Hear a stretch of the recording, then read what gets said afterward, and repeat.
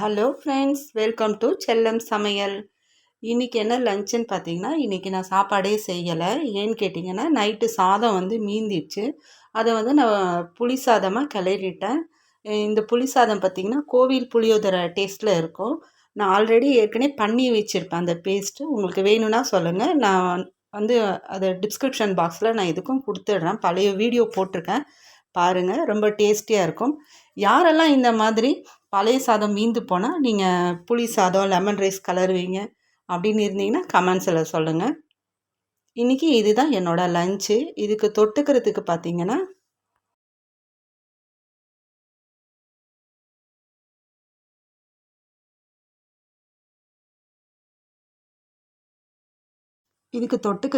தேங்காய் துவையல் தான்.